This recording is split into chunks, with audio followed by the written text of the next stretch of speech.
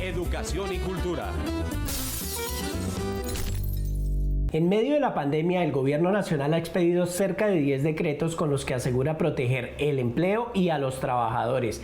Sin embargo, estos decretos siguen descargando la crisis económica sobre los hombros de los trabajadores mientras favorecen a los grandes empresarios nacionales y extranjeros.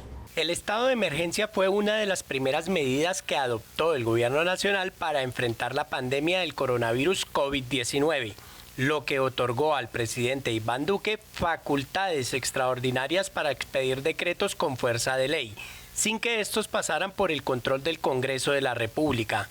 En medio de esta emergencia se expidieron más de 130 decretos, entre ellos 10 que impactan las condiciones laborales de los trabajadores. Que esas normas que fueron expedidas por el Gobierno Nacional responsabilizan a los trabajadores y les cargan a sus vacaciones, a sus cesantías, a sus pensiones, a sus derechos previamente adquiridos para que sean ellos los que asuman los costos de la crisis, incluso con su mismo empleo. Según Asofondos, hasta el mes de julio, los trabajadores que tenían sus cesantías en los fondos privados habían retirado 1.4 billones de pesos por la terminación de sus contratos laborales y 334 mil millones de pesos por la disminución de sus ingresos.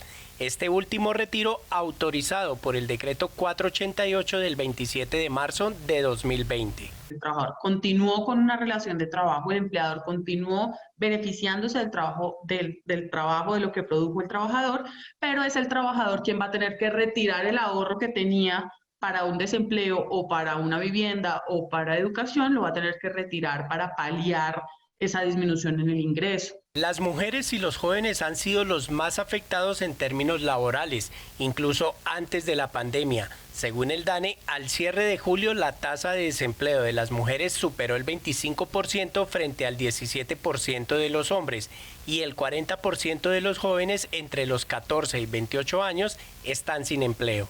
La pobreza, la pandemia y la crisis tiene rostro mujer. Las mujeres han sido las más afectadas por desempleo.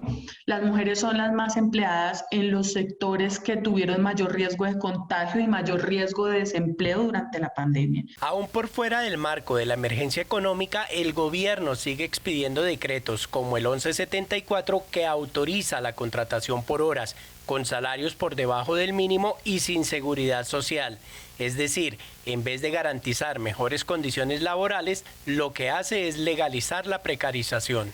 Eso va a cambiar las cifras oficiales de desempleo, desocupación, de informalidad, pero en la práctica las personas siguen estando en la misma situación o en una situación más precaria porque no van a tener pagos o no van a tener ingresos durante la enfermedad, durante la vejez, durante la sobrevivencia, durante la maternidad, durante la paternidad. La modificación de la jornada laboral, la reducción del salario, la suspensión de beneficios extralegales como primas, incentivos o bonificaciones, las vacaciones anticipadas y los descansos no remunerados hacen parte de las medidas que el gobierno tomó supuestamente para proteger el empleo durante la pandemia.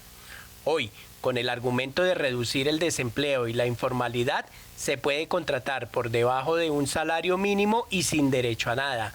La crisis la siguen descargando sobre los hombros de los trabajadores y trabajadoras colombianos.